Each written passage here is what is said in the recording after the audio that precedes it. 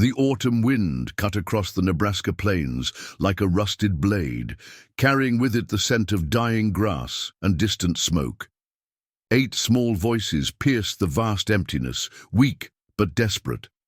"We're starving, sir.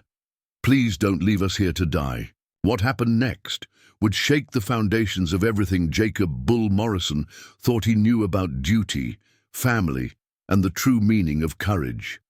This is the story of how one man's choice changed 9 lives forever. Before we jump back in, tell us where you're tuning in from. And if this story touches you, make sure you're subscribed, because tomorrow I've saved something extra special for you. The year was 1876, and the Nebraska Territory stretched endlessly under a copper sky that promised nothing but hardship. Jacob Morrison stood 6 feet 8 inches in his worn leather boots, a mountain of a man whose shadow could swallow a horse. His friends called him Bull, not for his temper, but for his sheer, unstoppable presence. When Bull Morrison walked into a room, conversation stopped. When he rode across the plains, even the wind seemed to hold its breath. His hands, scarred and weathered from 20 years of ranch work, gripped the reins of his black stallion, Thunder, as he surveyed the desolate landscape before him. The Broken Arrow Ranch stretched for thousands of acres, but drought had turned the once green pastures into a wasteland of cracked earth and withered hopes. Cattle lay scattered across the fields, their bones bleaching white under the merciless. Bull pulled his wide-brimmed hat lower over his steel-grey eyes, squinting against the dust that swirled like ghosts across the barren land. At 42, he had weathered more storms than most men see in a lifetime. His face, carved from granite and leather, told stories of blizzards survived, cattle rustlers fought off, and dreams buried deeper than prairie grass roots. A jagged scar ran from his left temple to his jaw, a souvenir from a grizzly bear that had learned too late why they called him Bull. The ranch had been his father's before him, and his grandfather's before that. Morrison blood had soaked into this soil for 3 generations, mixing with sweat and tears to build something that mattered. But now, with the drought in its 3rd year and the bank breathing down his neck like a pack of wolves, Bull wondered if he would be the last Morrison to call this place home. His wife Sarah had died 2 winters ago, taken by pneumonia when the doctor couldn't make it through the snow. His only son, Marcus, had headed east to Chicago, chasing dreams of city life and wanting nothing to do with the ranch that had claimed his mother. Bull couldn't blame the boy. The land was a jealous mistress, demanding everything and giving back just enough to keep a man hoping. Thunder snorted and pawed the ground, sensing his rider's restless energy. Bull reached down and patted the stallion's neck, feeling the strong muscles beneath the midnight black coat. Thunder was all he had left now, the last good horse on a ranch full of ghosts. The sound came then, drifting across the plains like smoke on the wind. At first, Bull thought it was coyotes, their high-pitched calls echoing in the distance, but as he strained to listen, his blood turned cold. Those weren't animal sounds, those were children crying. Bull's heart hammered against his ribs as he spurred Thunder forward, following the sound across the cracked earth. The voices grew clearer with each thundering hoofbeat, young voices speaking in a language he recognized but didn't understand. Lakota. His stomach clenched as he remembered the reports that had been filtering through town for weeks. The government had been forcing native families off their ancestral lands, herding them onto reservations like cattle. But not all had gone willingly. Some had run, choosing the uncertain freedom of the plains over the suffocating confinement of reservation life. The cavalry had been hunting them down like rabbits, and Bull had heard whispers of families scattered to the winds, children lost. In the chaos, he crested a small hill and pulled Thunder to a sharp stop, his breath catching in his throat. There, huddled in a shallow ravine like a cluster of fallen leaves, were 8 children. The oldest looked to be maybe 12, the youngest couldn't have been more than 4. Their clothes were tattered and thin, wholly inadequate for the harsh autumn weather. Their faces were gaunt, hollow-cheeked with hunger, and their dark eyes held the kind of fear that comes from watching the world collapse around you. The oldest child, a girl with long black hair braided down her back, stood protectively in front. Of the others, she held a stick like a weapon, though her arms shook with exhaustion. When she saw Bull's massive frame silhouetted against the sky, her eyes widened with terror, but she didn't back down. "Stay back," she called out in English, her voice cracking. We're not going to the reservation. You can't make us." Bull slowly dismounted, his movements deliberate and careful. He knew how he must look to them, a giant white man on a massive black horse, like some demon from their worst nightmares. He raised his hands, palms open, and took a cautious step forward. "Easy there, little one," he said, his voice gentler than his appearance suggested. "I'm not here to hurt anyone." The girl's stick wavered, but she didn't lower it. Behind her, the other children pressed closer together, their eyes wide with a mixture of fear and desperate hope. Bull could see their ribs through their torn clothing, could hear the shallow rattle of hunger in their breathing. "We're starving, sir," the girl whispered, and the words hit Bull like a physical blow. "Please don't leave us here to die." The youngest child, a little boy with enormous dark eyes, stepped out from behind the girl's protective stance. His legs were so thin they looked like they might snap under his own weight. "Hungry," he said in broken English, holding out a tiny hand. "Please, hungry." Bull felt something crack open inside his chest, a wall he had built around his heart. After Sarah's death, these children were skin and bones, abandoned and afraid, facing a world that had shown them nothing but cruelty. The girl who had spoken first couldn't have weighed more than his saddle, yet she stood between him and the others like a mother bear protecting her cubs. He knelt down slowly, making himself smaller, less threatening. "What are your names?" he asked softly. The girl hesitated, then lifted her chin with a pride that reminded Bull of his own stubborn streak. "I'm Rebecca," she said. "Rebecca Crowfeather. These are my brothers and sisters. Well, not all blood family, but we're family. Now," she pointed to each child in turn. "That's Samuel Running Wolf, he's 10. The twins are Mary and Martha Spotted Hawk, they're 8. That's little Joseph Two Bears, who said he was hungry. He's only 4. Daniel Ironcloud is 7, and Annie Brave Heart is 6.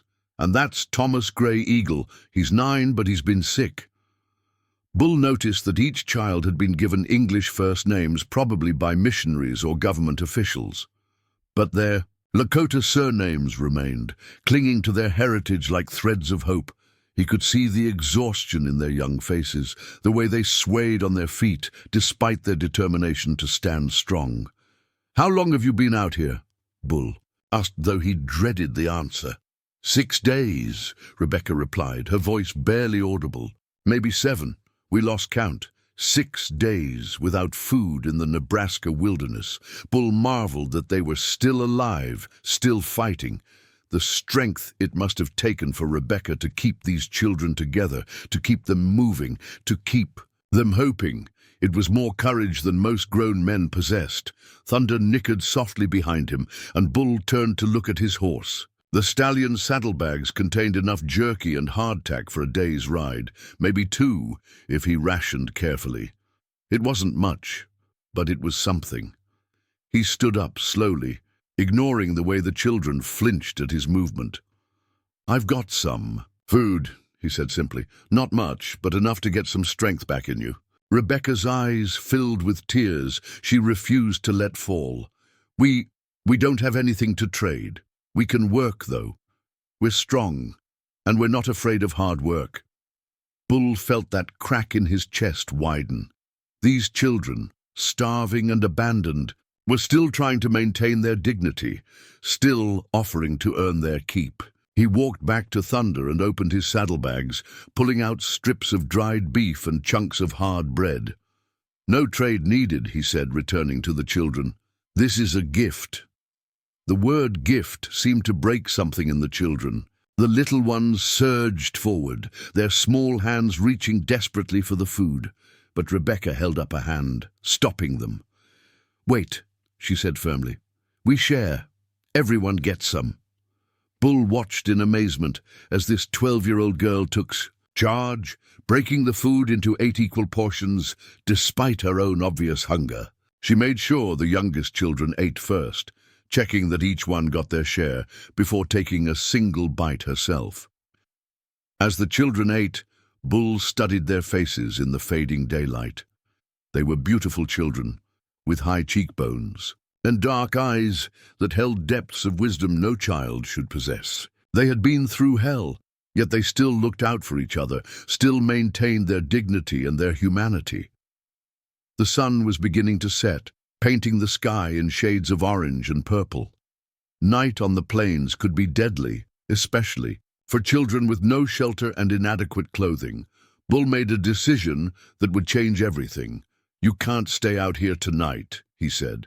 "The temperature drops fast once the sun goes down." Rebecca looked up at him with those wise, wary eyes. "Where would we go? The soldiers are looking for us. They want to take us to the reservation." Bull was quiet for a long moment, staring out at the endless expanse of his failing ranch. He thought about Sarah, about the empty house that echoed with memories, about the land that had given his family everything and was now demanding payment in blood and tears. Then he looked back at 8 pairs of dark eyes watching him with desperate hope, and he knew there was only one choice he could make. "Then you're all mine now," he said, his voice rough with emotion. "You'll come home with me." Preparing and narrating this story took us a lot of time, so if you are enjoying it, subscribe to our channel. It means a lot to us. Now back to the story. The words hung in the air like morning mist. "Then you're all mine now," and Bull Morrison felt the weight of them settle on his shoulders like a yoke.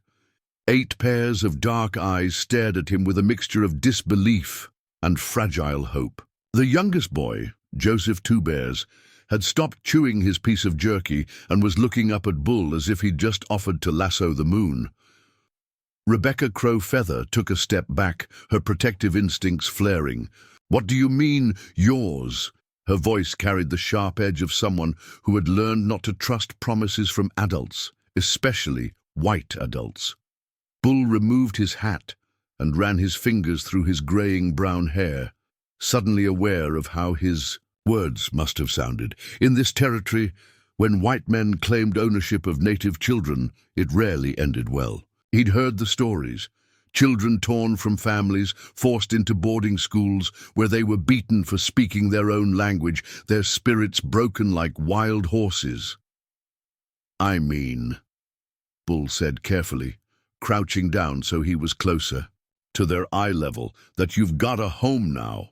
A place where you're safe, where you're fed, where nobody's going to hunt you down like animals." He gestured toward the darkening horizon. "My ranch is about 3 miles that way. It's not much to look at these days, but the walls are solid and the roof doesn't leak." Thomas Gray Eagle, the 9-year-old who Rebecca had mentioned was sick, swayed on his feet. His forehead glistened with fever sweat despite the cooling air. Bull noticed how the other children unconsciously moved to support him, their small hands steadying his shoulders. "Why would you help us?" Rebecca asked, suspicion warring with desperation in her voice. "What do you want in return?" It was a fair question, Bull realized. In her short life, this girl had probably learned that nothing came free, especially not kindness. He thought about his answer carefully, because he knew it would determine whether these children trusted him or bolted into the night like spooked deer. "I lost my boy," Bull said quietly. "Not to death, but to choices. He wanted city life, wanted to get as far from this ranch as he could. Can't say I blame him. This land takes more than it gives sometimes." He looked at each child in turn. "Maybe it's time this old place gave something back." The twins, Mary and Martha Spotted Hawk, whispered to each other in rapid Lakota. Bull caught a few words. His neighbor, old Pete Garrison, had taught him some basic phrases years ago when they'd worked together during cattle drives. They were asking each other if they should trust the giant white man. Little Annie Braveheart, only 6 years old, had finished her portion of food and was now eyeing Bull's massive hands with curiosity rather than fear. "Are you really a giant?" she asked in a small voice. Like in the stories. Despite everything, Bull felt his mouth twitch into a smile. "Just a big man, little one. My mama fed me too much cornbread when I was growing up." Samuel Running Wolf, the 10-year-old, spoke up for the first time. "The soldiers said we had to go to the reservation. They said if we ran away, bad things would happen to us." His voice was steady, but Bull could see the fear lurking beneath the surface. "The soldiers aren't wrong about things being dangerous out here," Bull admitted. "But they're not the only ones making decisions about where you belong." He stood up, his full height making him tower over the group. "I've got enough land to lose myself on, and I've got enough food to share. More importantly, I've got enough rooms in that big empty house for 8 children who need a place to call home." Daniel Ironcloud, the 7-year-old, tugged on Rebecca's tattered dress. "Sister," he whispered in English, "I'm still hungry." Bull's heart clenched. The small amount of food he'd given them had barely taken the edge off their hunger. He could see it in their hollow cheeks, the way their clothes hung loose on their thin frames. 6 days without food had brought them close to the point of no return. "There's more food at the house," Bull said. "Hot soup, fresh bread, milk from the cow." He saw the children's eyes widen at the mention of milk. "But we need to get moving. Temperature's already dropping, and it's going to be a cold night." Rebecca looked at the other children, then back at Bull. "If we come with you and the soldiers find us—" "They won't," Bull said with quiet certainty. "The Broken Arrow Ranch has been in my family for 3 generations. I know every rock, every tree, every hiding spot from here to the river. More than that, I know the law." His voice hardened. "A man's got a right to protect what's his, and if these children are mine now, then that's exactly what I'll do." The word "mine" still made Rebecca flinch, but Bull could see her resolve weakening. Thomas Grey Eagle stumbled again, and this time Samuel had to catch him to keep him from falling. The sick boy's breathing was labored, and his lips had taken on a bluish tinge that Bull recognized all too well. "That boy needs medicine," Bull said urgently, "and he needs it tonight." As if summoned by his words, Thunder whinnied softly and approached the group. The massive black stallion moved with surprising gentleness, lowering his head to sniff curiously at the children. Joseph Two Bears giggled, the first sound of joy Bull had heard from any of them, and reached out a tiny hand to touch Thunder's velvet nose. "He likes children," Bull explained. "Thunder's got a soft spot for anyone smaller than he is, which is pretty much everyone." He began calculating logistics in his head. 8 children, 1 horse, 3 miles to travel in gathering darkness. It would have to be multiple trips, but Thomas couldn't wait that long. "I can carry the sick boy on Thunder," Bull decided aloud. "The rest of you will have to walk, but I'll go slow. We'll stay together." Rebecca squared her shoulders with the weight of leadership. "We can walk. We've been walking for days." But Bull noticed how she glanced worriedly at little Joseph, whose 4-year-old legs were already trembling with exhaustion. "Actually," Bull said, "I think Thunder can handle 2 passengers." He looked at Joseph.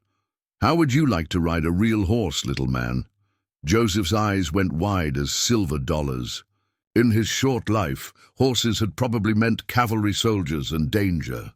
But Thunder was different, patient and gentle, aware of the precious cargo he'd be carrying. Bull lifted both boys onto Thunder's broad back, settling Thomas in front where Bull could keep an eye on him, and Joseph behind, his small arms wrapped around Thomas's waist. The other children gathered around, their faces showing a mixture of awe and envy at their siblings' good fortune. "Everyone stays close," Bull instructed as he took Thunder's reins and began walking. "If you hear riders, we drop flat and don't move until I say. If anyone gets too tired to keep walking, you speak up. No heroes, no pushing through when you can't go on." They began their slow procession across the darkening plains. Bull set an easy pace, stopping frequently to check on the children. Rebecca walked beside him, her hand never far from the knife she kept hidden in her dress. She was still ready to fight, still ready to protect her makeshift family, even from the man who was trying to save them. As they walked, the children began to talk among themselves in quiet voices, switching between English and Lakota. Bull caught fragments of their conversation, questions about the white man's house, worries about soldiers, memories of families they'd lost. These children had been through horrors he could barely imagine, yet they still looked out for each other with fierce loyalty. "How did you all end up together?" Bull asked Rebecca during one of their rest stops. Her jaw tightened. "The soldiers came to our village 2 weeks ago. They said we had 3 days to pack everything and move to the reservation. Some families went, others." She trailed off, staring into the distance. "The fighting was bad. When the smoke cleared, we found each other.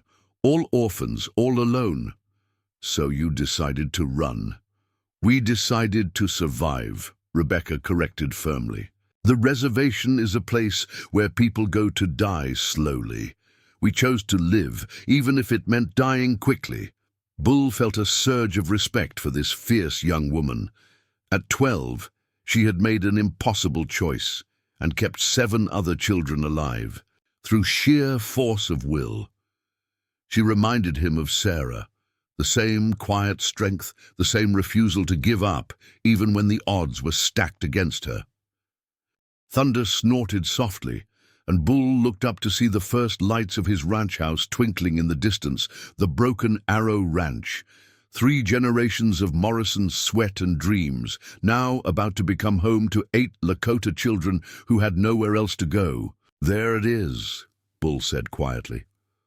"Home." The children stopped walking and stared.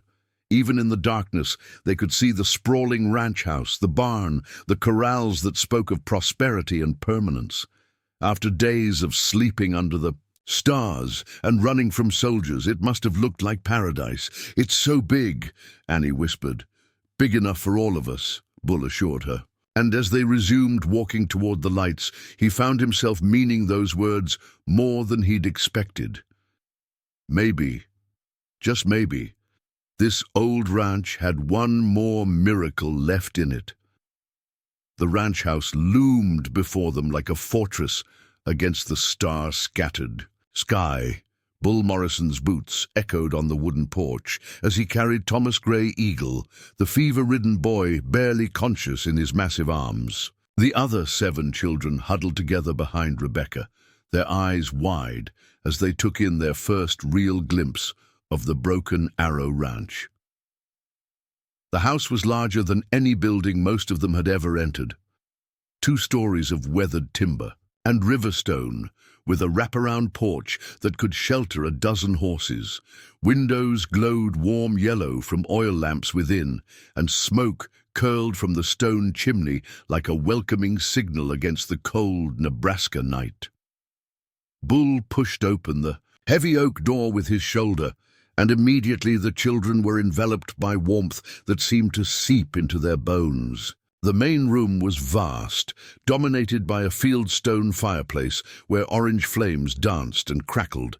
Hand-hewn beams crossed the ceiling, and Native American blankets, trades from peaceful times, hung on the walls alongside family photographs. And cattle brands. "Sweet Mary and Joseph," Bull muttered as he surveyed his home through the children's eyes. Everything was covered in a fine layer of dust. Dishes sat unwashed in the kitchen basin.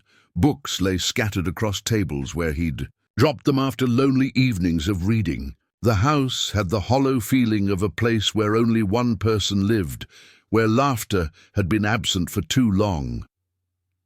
He carried Thomas to the large leather sofa near the fireplace and gently laid him down.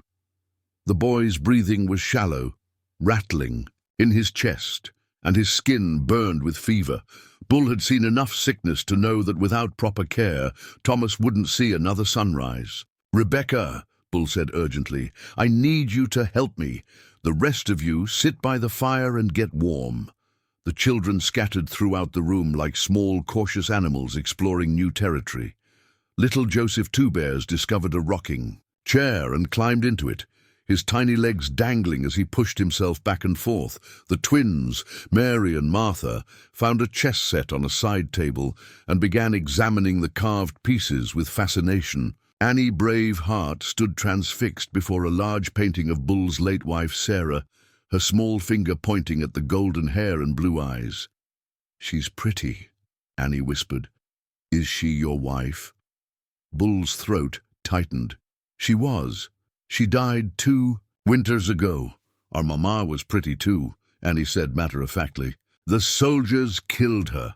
The simple statement hit Bull like a physical blow.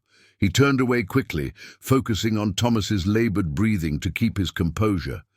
These children had lost everything: parents, homes, their entire way of life. Yet they spoke of it with the heartbreaking acceptance of those who had no choice but to survive. Rebecca knelt beside the sofa, her small hand touching Thomas's burning forehead. "He's been sick for 3 days. It started as a cough, but it's gotten worse."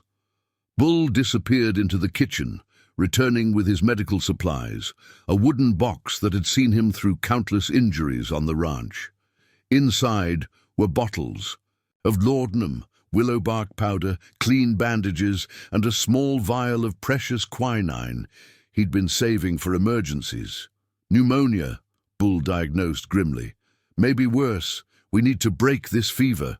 He began mixing willow bark powder with water, creating a bitter tea that would help reduce Thomas's temperature. "Can you get him to drink this?" Rebecca took the cup with steady hands. She had become the mother to these children, and Bull could see the weight of that responsibility in her young face. Gently, she lifted Thomas's head and coaxed the medicine between his cracked lips. The boy swallowed reflexively, coughing weakly. While Rebecca tended to Thomas, Bull turned his attention to the other children.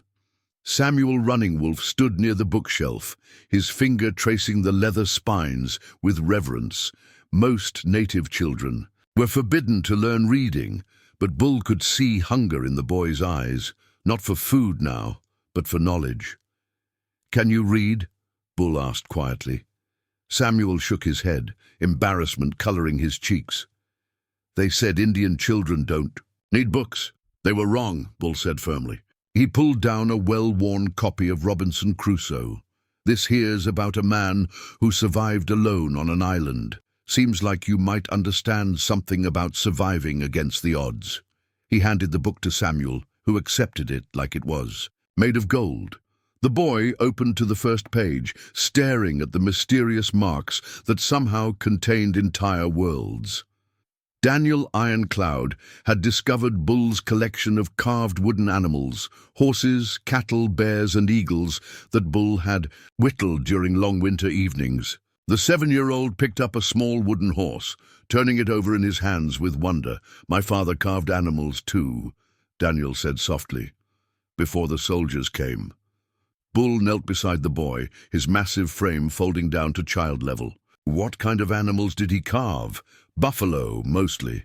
He said the buffalo were our brothers, that they gave us everything we needed to live." Daniel's voice grew smaller. "But I haven't seen a real buffalo in a long time." Bull felt another piece of his heart crack. The great herds were mostly gone now, slaughtered to starve the plains tribes into submission.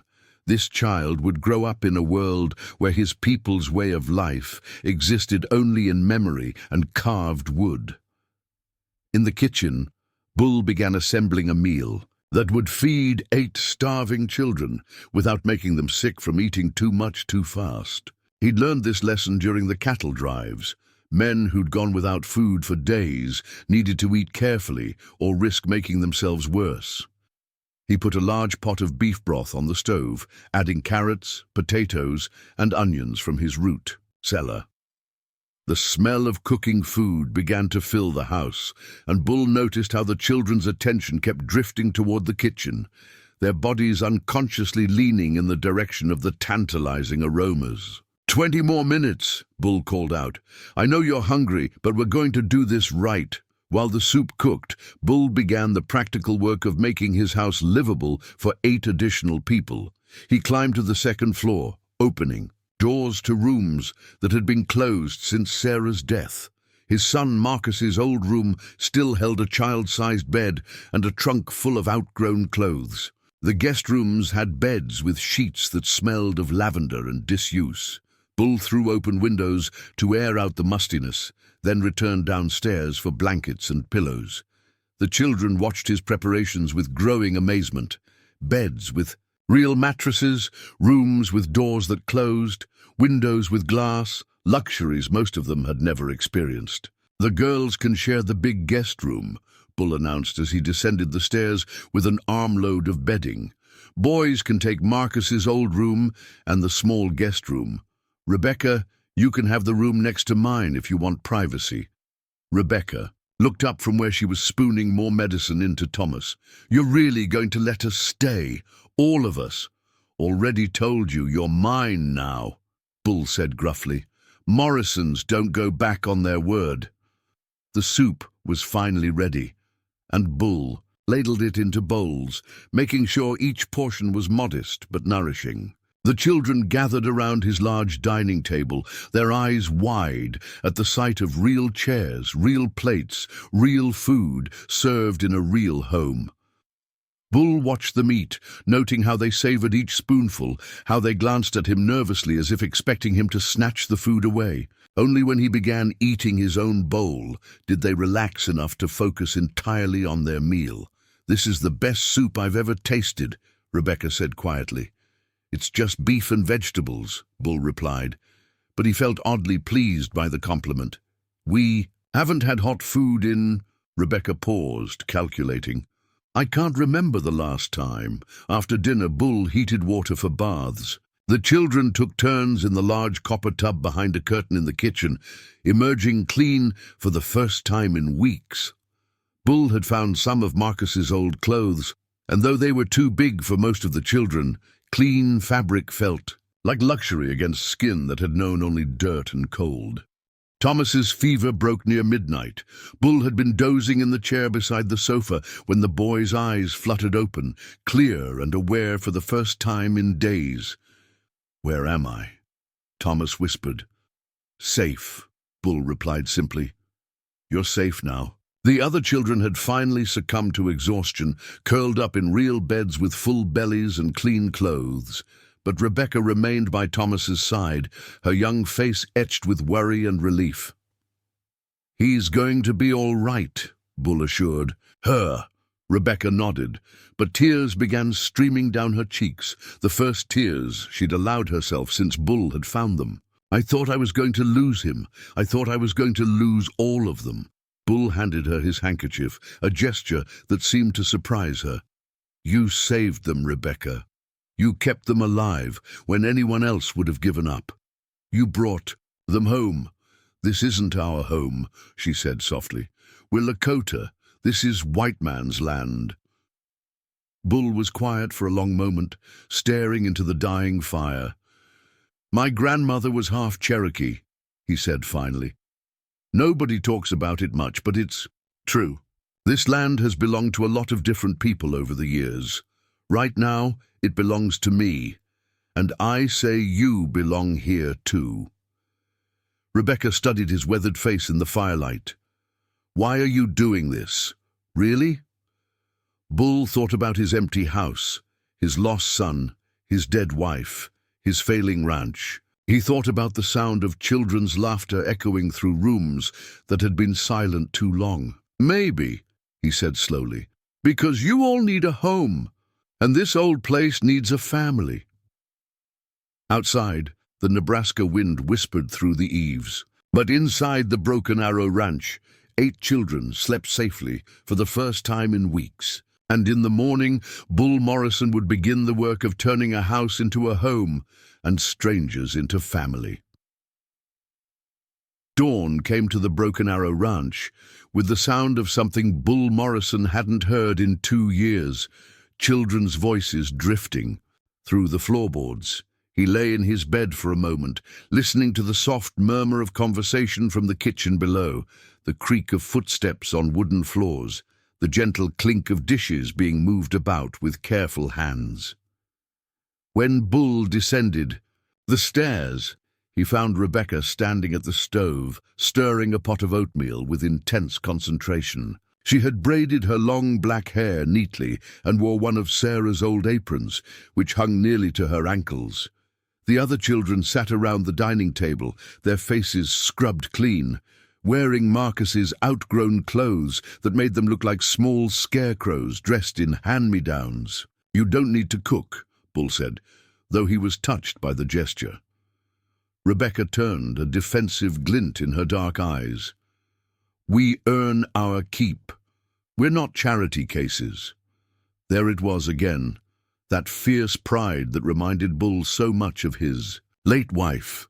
Sarah had been the same way when they were first married, insisting on pulling her own weight, even when Bull had plenty of ranch hands to help with the work. "Nobody said you were charity," Bull replied carefully, "but you're guests in my home, and guests don't cook breakfast on their first morning." "Then what are we?" Rebecca asked, the question carrying more weight than her 12 years should have. Aloud. "If we're not guests, and we're not charity, what does that make us?" Bull poured himself coffee from the pot that someone, probably Rebecca, had already prepared. The coffee was stronger than he usually made it, with a slightly bitter edge that spoke of careful rationing learned from hard experience. "Your family," he said simply. "Family helps with chores because it needs doing, not because they owe anybody anything." The word family seemed to ripple through the room. Samuel Runningwolf looked up from the book he'd been studying. He'd apparently been awake since first light, tracing the letters with his finger. The twins, Mary and Martha, exchanged one of their silent communications. Little Joseph Two Bears, who had been playing with his wooden horse, stopped mid-gallop. Thomas Grey Eagle, looking pale but alert after his fever had broken, spoke up from his place at the table. "What if the soldiers come looking for us?" It was the question they were all thinking, Bull realized. The fear that had driven them across the plains was still there, just beneath the surface of their tentative hope. "Then we deal with it," Bull said. He pulled out the chair at the head of the table, a chair that had sat empty since Sarah's death, and settled his massive frame into it. "But first, we need to talk about how things work around here." The children turned toward him with the focused attention of young people who had learned that adult words could mean the difference between safety and danger. "This ranch covers 8,000 acres, Bull began. "Most of it's grazing land for cattle, but we've got the main house, the bunkhouse, the barn, and about a dozen outbuildings. There are places on this land where a man could hide for months without being found, and I know every one of them." Daniel Ironcloud, the 7-year-old who had been fascinated by Bull's carved animals, raised his hand tentatively. "Are we going to have to hide?" "Not if I can help it," Bull assured him, "but it's good to know where the safe places are, just in case." Rebecca served the oatmeal, adding honey from Bull's stores and milk from his one remaining dairy cow. The children ate with the careful appreciation of those who had known real hunger. But Bull noticed they were beginning to relax, to eat at a normal pace instead of wolfing down food as if it might disappear. After breakfast, Bull began what he privately thought of as orientation. He took the children on a tour of the ranch, showing them the barn where Thunder lived alongside 3 other horses, the chicken coop where a dozen hens scratched and pecked, the root cellar where vegetables and preserved foods were stored against the long Nebraska winters. "The well is here," Bull explained, pointing to the stone-lined pit with its hand pump. "Water's good and clean, runs deep enough that it doesn't go dry even in drought years. Anyone can drink from it any time they want." The idea of unlimited clean water seemed almost magical to children who had spent days rationing sips from muddy creek beds. In the barn, Annie Braveheart discovered a litter of half-grown kittens hiding in the hayloft. She squealed with delight as the orange and black babies tumbled over each other, mewing for attention. "Can I pet them?" she asked, her 6-year-old voice breathless with wonder. "They're barn cats," Bull explained. "They earn their keep by catching mice and rats, but they could probably use some extra attention from someone who knows how to be gentle." Annie spent the next hour in kitten heaven, carefully stroking their soft fur and giggling as they climbed over her lap. Bull watched from the barn doorway, marveling at how quickly children could find joy, even after experiencing unimaginable loss. Samuel Running Wolf was drawn to Bull's workshop, a corner of the barn where tools hung in neat rows and half-finished. Projects waited for attention. The boy's eyes widened as he took in the saws, planes, and chisels that spoke of skilled craftsmanship. "My father worked with wood," Samuel said quietly. "He was making me a bow before—" He trailed off, but Bull understood. "Would you like to learn?" Bull asked. "I could use an apprentice." The light that blazed in Samuel's eyes was brighter than any sunrise Bull had ever seen. The twins, Mary and Martha Spotted Hawk, were fascinated by the mechanics of ranch life. They peppered Bull with questions about everything from how the windmill worked to why cattle needed to be branded. Their quick minds absorbed information like sponges, and Bull found himself explaining concepts he'd taken for granted for decades. "Why don't you have more cattle?" Martha asked with the directness of an 8-year-old. Bull's jaw tightened slightly. "Drought's been hard on the ranch. Lost most of the herd over the past 2 years." "So you're poor now," Mary added, equally. "Direct, Mary," Rebecca scolded, embarrassed by her sister's bluntness. But Bull chuckled, the first real laugh the children had heard from him. "Poor enough, I suppose, but we've got enough to get by, and that's what matters." That afternoon, Bull began teaching the children the practical skills they'd need to live. On the ranch, he showed Rebecca how to work the butter churn, how to collect eggs without spooking the hens, how to identify which vegetables in the garden were ready for harvest. Samuel proved to have natural talent with tools, his young hands steady as Bull guided him through the basics of woodworking. Within hours, the boy had carved a small bird that, while rough, showed real promise. The twins became his unofficial assistants, holding boards steady while he sawed, organizing screws and nails with the methodical precision they brought to everything they did. Thomas, still recovering but insisting he felt well enough to help, was given the job of reading to the younger children. Bull was surprised to discover that the 9-year-old could read English quite well. Apparently the missionaries had gotten to his village before the soldiers had. "Where did you learn?" Bull asked. "Black Robe Mitchell," Thomas explained, using the Lakota term for priest. "He said if we learned the white man's words, we could understand the white man's world." Bull nodded thoughtfully. In his experience, understanding your enemies was just as important as understanding your friends. As the day wore on, something remarkable began to happen. The children started to laugh.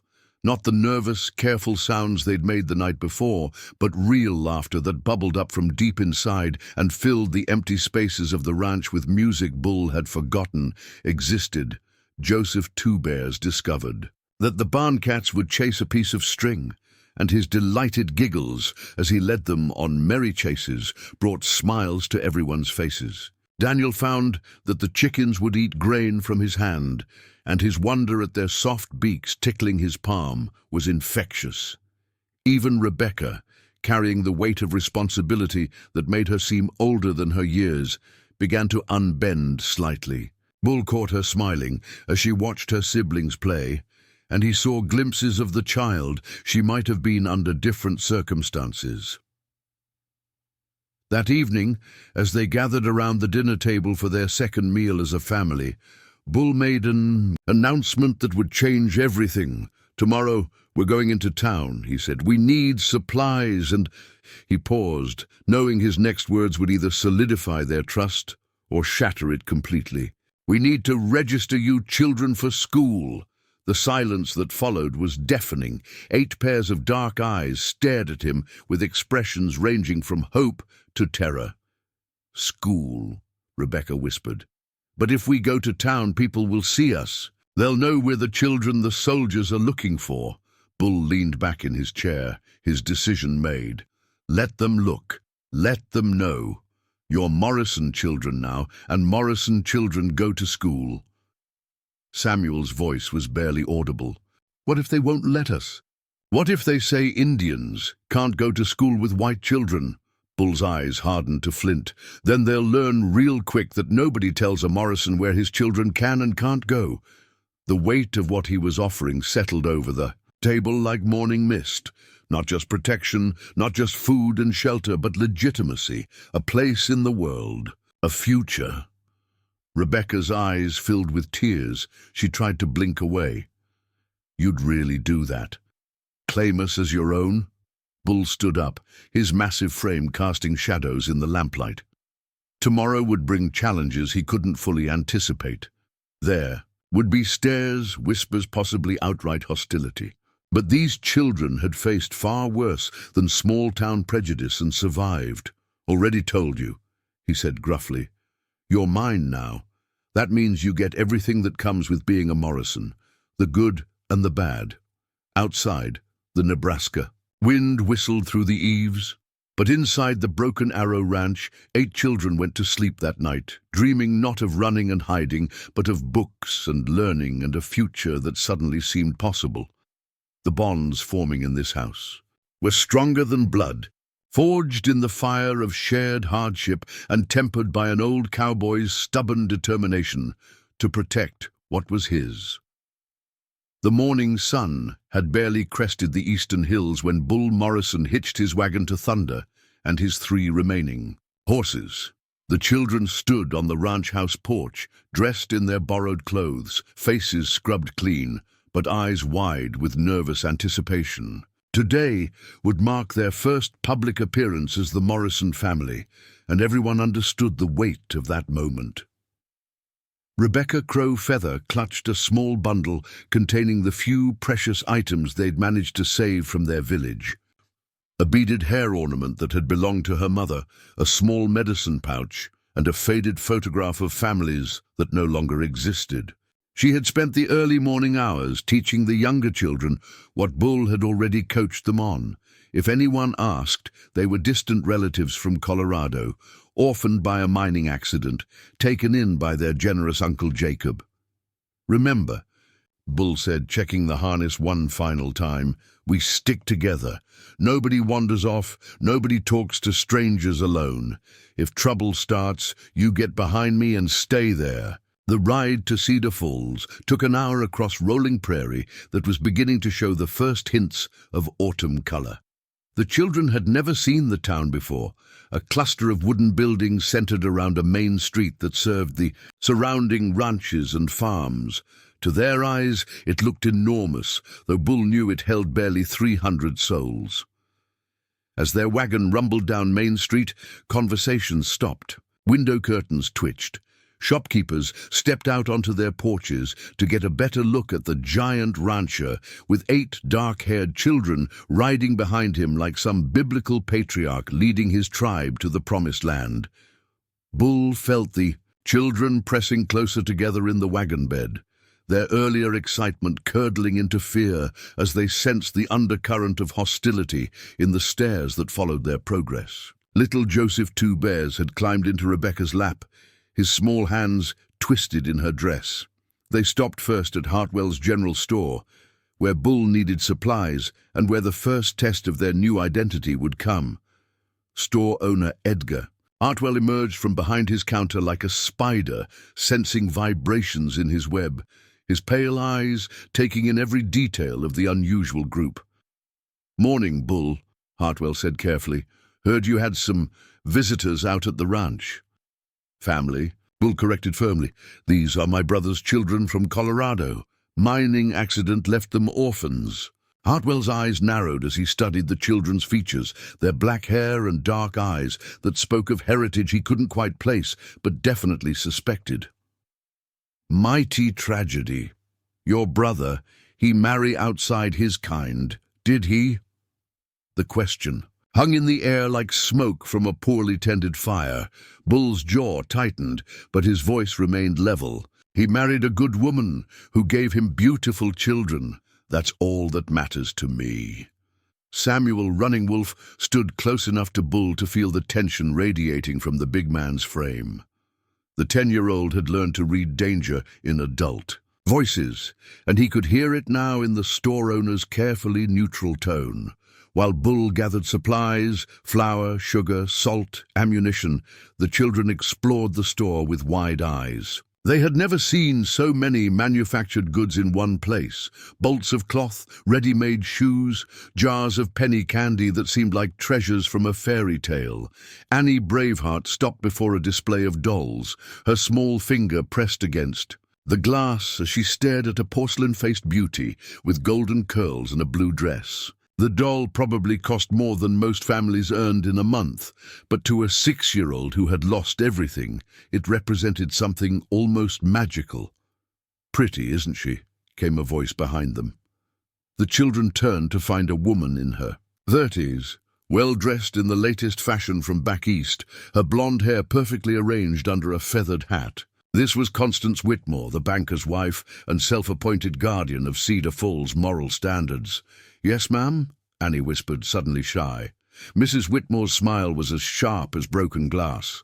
"And what might your name be, dear?" "Annie," the little girl replied, before Rebecca could intervene. "Annie what?" Mrs. Whitmore pressed, kneeling down to Annie's eye level with predatory interest. "Annie Morrison," Rebecca said quickly, stepping between the woman and her sister. "She's my little sister." Mrs. Whitmore's eyes flicked between the children, cataloguing details, filing away information. "Morrison, you say? How interesting. I don't recall Bull having any family children visit before." "First time," Rebecca said simply, her young face giving away nothing. Meanwhile, at the counter, Bull was becoming aware that their arrival had drawn more attention than he'd anticipated. 3 men had entered the store since they'd arrived, all finding sudden urgent need for supplies that required long conversations near where Bull stood. He recognized them all: Pete Garrison, his neighbor, Frank Dalton, who owned the saloon, and Tom Bradley, the town's deputy sheriff. "Mighty fine-looking children," Deputy Bradley said casually as he examined a display of rope. "They favor their mother's side, I'd guess." "Most children do," Bull replied, without looking up from his list. "Heard there was some excitement over at Fort Robinson last week," Bradley continued. "Cavalry's been looking for some Indian children who went missing from a transport. Runaways, they figure." Bull's hand tightened on the pencil he was holding, but his voice remained steady. "Can't say I'd know anything about that." "Course not," Bradley agreed amiably. "Still, Army's offering a substantial reward for information. $50 per a child. That's good money for anyone who might have seen something." The silence that followed was thick enough to cut with a knife. Bull could feel the eyes of everyone in the store watching his reaction, waiting to see if he'd betray himself, with a word or gesture. "Deputy," Bull said finally, turning to face the lawman directly, "are you asking me a question, or are you just making conversation?" Bradley smiled, but it didn't reach his eyes. "Just conversation, Bull. Just conversation." But the message was clear. They were watching, they were suspicious, and they were waiting for him to make a mistake. The children had gathered near the candy display, their voices low as they whispered among themselves in English mixed with fragments of Lakota. To most ears, it might have sounded like children's nonsense, but Bull could see Deputy Bradley's attention sharpen at the unfamiliar syllables. "Time to go," Bull announced loudly, gathering his purchases. "We've got a long day ahead of us." As they loaded supplies into the wagon, more townspeople found reasons to be on the street. Bull noticed how they clustered in small groups, their conversations dying as the wagon passed, then resuming in urgent whispers once they thought they were out of earshot. Their next stop was the schoolhouse, a one-room building on the edge of town, where Miss Elizabeth Hartley taught children from 1st through 8th grade. Miss Hartley was a spinster in her 40s, thin as a reed, but with spine of steel and a reputation for fairness that had earned respect even from families who disagreed with her progressive ideas about education. She emerged from the schoolhouse as Bull's wagon approached, smoothing her plain brown skirt and adjusting the spectacles that perched on her narrow nose. Her eyes took in the 8 children with the practiced assessment of an educator who had seen every type of student imaginable. "Mr. Morrison," she said formally, "I understand you'd like to enroll some children in school." "My family," Bull corrected. "These children need an education." Miss Hartley walked slowly around the wagon, making eye contact with each child. She had taught long enough to recognize the signs of hardship in young faces, the wariness, the way they unconsciously protected each other, the mixture of hope and fear that came with new beginnings. "Can any of you read?" she asked directly. Samuel raised his hand tentatively. "Some, ma'am. I'm learning." "What about arithmetic?" The twins, Mary and Martha, exchanged one of their silent communications before Martha spoke up. "We can count and do sums in our heads." Miss Hartley nodded approvingly. "Good. Education is the great equalizer in this world. Every child deserves the chance to better themselves through learning." From the schoolhouse they could see a small crowd gathering in the street near the general store. Word was spreading through Cedar Falls like wildfire, and Bull could feel the weight of attention pressing down on them like storm clouds building on the horizon. "There's something you should know," Miss Hartley said quietly, her voice pitched so only Bull could hear. "There are those in town who might object to certain children attending school with their own." Bull's eyes hardened. "These are my children. Now, they have every right to an education." "I agree completely," Miss Hartley said firmly. "But you should be prepared for resistance. Change comes slowly to places like Cedar Falls." As if summoned by her words, Mrs. Whitmore appeared at the schoolhouse gate, flanked by 2 other women from the town's social elite. Their faces wore expressions of righteous indignation, barely contained behind facades of Christian concern. "Elizabeth," Mrs. Whitmore called out sweetly, "we need to have a word with you about the school's admission policies." The confrontation that Bull had been dreading was about to begin, and he could feel the children pressing closer together behind him, their earlier confidence evaporating like morning dew. Rebecca's hand found his arm, her small fingers gripping, tight enough to leave marks. "Remember what we practiced," Bull murmured to the children. "You belong here. Don't let anyone tell you different." But even as he spoke the words, Bull could see more people emerging from shops and houses, drawn by the commotion. In the distance, a plume of dust on the horizon suggested riders approaching town. Possibly cavalry from Fort Robinson. Possibly bounty hunters looking to claim that $50 reward. The sanctuary they had built at the ranch suddenly felt very far away, and Bull Morrison found himself facing a battle he wasn't sure he could win. The children's futures hung in the balance, and the weight of 8 young lives pressed down on his shoulders like the Nebraska sky itself. The storm that had been building since they'd arrived in town was about to break, and Bull knew that when it did, there would be no going back. They would either emerge from this day as a legitimate family, or they would be torn apart by forces beyond their control.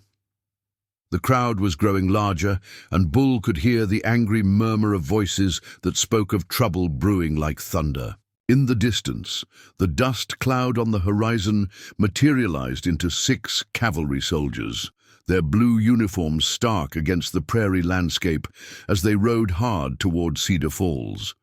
Captain Marcus Thornfield led the group, his weathered face set. in grim determination. Behind him rode Sergeant William Hayes and 4 privates, all armed and carrying wanted posters that bore rough sketches of 8 Lakota children. Bull Morrison watched their approach from the schoolhouse yard, his massive frame blocking the children, who had instinctively gathered behind him like chicks sheltering under a protective rooster. The crowd of townspeople had swelled to nearly 50, their excited murmurs creating a buzz of anticipation that crackled through the autumn air like electricity before a storm. Mrs. Constance Whitmore stepped forward, her voice carrying the authority of someone accustomed to being the center of attention. "Captain Thornfield, how fortuitous that you've arrived.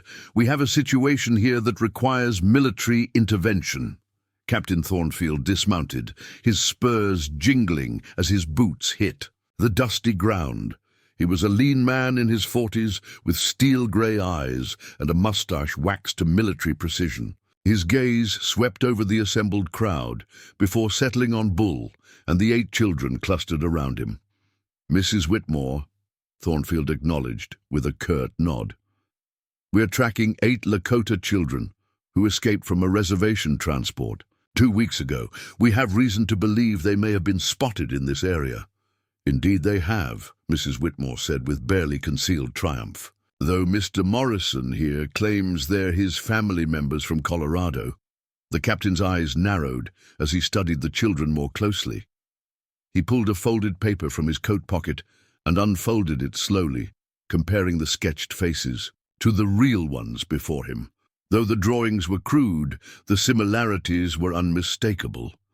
"Mr. Morrison," Captain Thornfield said formally, "these children match the descriptions of federal fugitives. I'm going to need you to step aside so we can conduct a proper identification."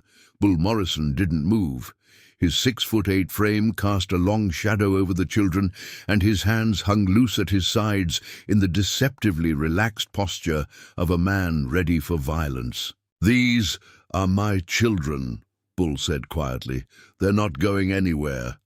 A ripple of tension ran through the crowd. Deputy Sheriff Tom Bradley stepped forward, his hand resting on the butt of his pistol. "Now, Bull, let's not make this harder than it needs to be. The Army's got jurisdiction here." Miss Elizabeth Hartley, who had been silent during the confrontation, suddenly spoke up. "Captain, what proof do you have that these children are the ones you're seeking? Surely you can't identify them based on those poor sketches alone." Thornfield's jaw tightened. "Ma'am, these children are property of the federal government. They were being transported to their designated reservation when they unlawfully fled custody." "Property?" Miss Hartley's voice rose with indignation. "Children are not property, Captain. They are human beings with rights under the law." "Lakota children have the rights we give them," Mrs. Whitmore interjected coldly, "and those rights include civilized education and Christian guidance on the reservation where they belong."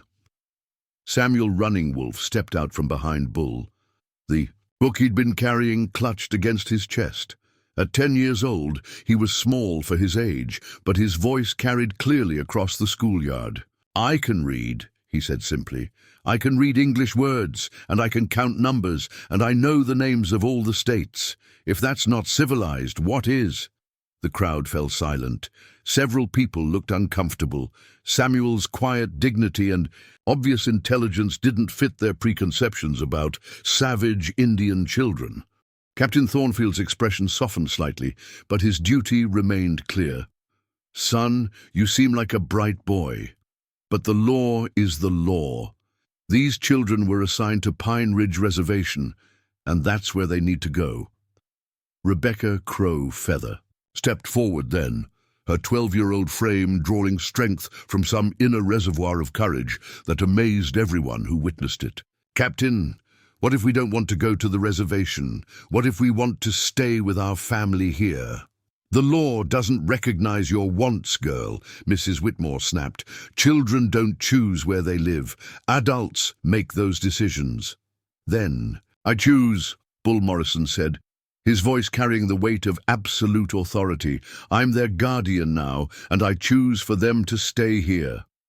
Sergeant Hayes, a grizzled veteran with scars from a dozen frontier battles, spoke up for the first time. "Mr. Morrison, do you have legal papers establishing guardianship, documentation of adoption proceedings?" The question hung in the air like a sword over Bull's head. Legal adoption required courts, judges, official proceedings that could take months, time they didn't have. "I don't need papers to know what's right," Bull replied firmly. "Actually, you do," Captain Thornfield said, not unkindly. "Without legal documentation, you have no claim to these children. They remain wards of the federal government." Thomas Grey Eagle, still pale from his recent illness but determined to stand with his adoptive family, moved to Bull's side. "What if we don't go? What if we just say no?" The captain's face grew stern. "Then you'll be taken by force, son, and Mr. Morrison here will be charged with harboring federal fugitives." The threat was clear and immediate. Bull felt the children pressing closer to him, their fear palpable. He could fight. His size and strength could probably take down several soldiers before they subdued him. But what would happen to the children then? Miss Hartley stepped between Bull and the captain, her thin frame vibrating with righteous anger. "This is barbaric. You're talking about tearing apart a family that's clearly bonded, taking children from a man who's providing them with love and education." "The law is the law, Miss Hartley," Captain Thornfield repeated, though he looked increasingly uncomfortable with his role. The crowd had grown larger, drawing people from shops and houses throughout Cedar Falls. Some faces showed sympathy for the children. Others reflected Mrs. Whitmore's attitude that Indians belonged on reservations. The tension was building toward an explosion that could turn violent at any moment. Then from the back of the crowd came an unexpected voice. "Hold on there, Captain." Everyone turned to see Judge Harrison Caldwell pushing through the gathered townspeople. The judge was a man in his 60s, with white hair and a beard that gave him the appearance of an Old Testament prophet. He served the circuit court that covered this part of Nebraska territory, and his word carried legal weight that even the cavalry respected. "Your Honor," Captain Thornfield said, clearly surprised by the judge's appearance. "I wasn't aware you were in town." "Monthly circuit," Judge Caldwell explained, "and I couldn't help but overhear this conversation." He looked at the children, then at Bull, his experienced eyes taking in the obvious bonds that had formed between them. "Mr. Morrison, you say these children are your family?" "Yes, sir," Bull replied without hesitation. "And you children, do you consider Mr. Morrison to be your guardian, your father?" One by one, the children nodded. Little Joseph Two Bears ran to Bull and wrapped his arms around the big man's leg. "Papa Bull," he said clearly. Judge Caldwell smiled at the simple declaration. "Captain Thornfield, while the federal government may have jurisdiction over reservation matters, territorial courts have authority over adoption and guardianship proceedings. Your Honor, these children were federal fugitives." "Were being the operative phrase," the judge interrupted. "If Mr. Morrison wishes to file for emergency guardianship, I can hear the case immediately." Mrs. Whitmore stepped forward, her face flushed with anger. "Judge Caldwell, surely you're not going to allow this travesty, these Indian children living among civilized people?" The judge's eyes flashed dangerously. "Mrs. Whitmore, I'd advise you to be very careful about your next words. In my court, all children are equal before the law." Bull felt hope stirring in his chest for the first time since the soldiers had arrived. "Judge, what would I need to do?" "Swear before me and these witnesses that you accept full responsibility for these children's welfare, education, and moral guidance. Post bond of $1,000 to guarantee their care, and submit to periodic inspections to ensure their well-being. $1,000. Bull's heart sank. The drought had nearly bankrupted him. He didn't have that kind of money. As if reading his thoughts, Miss Hartley spoke up. "I'll post the bond." Every head turned toward the schoolteacher. In amazement. Teachers made barely enough to live on. Where would she get such a sum? My father left me a small inheritance, Miss Hartley explained simply. I can't think of a better use for it than securing these children's futures. But Mrs. Whitmore wasn't finished. Even if you can satisfy the legal requirements, Judge, what about the community? These children don't belong here. They're different from us. Annie Braveheart, the 6-year-old who had been entranced by the doll in the store window, stepped forward with the fearless honesty that only small children possess. "We bleed red just like you," she said clearly. "We cry when we're sad and laugh when we're happy, just like you. We get hungry and cold and scared, just like you. How are we different?" The simple question silenced the crowd. Even Mrs. Whitmore seemed momentarily at a loss for words. Judge Caldwell seized the moment. "Mr. Morrison, do you swear before God and these witnesses to provide for these children as if they were your own blood?" "I do," Bull said without hesitation. "Do you children accept Jacob Morrison as your guardian and father?" "We do," they chorused together.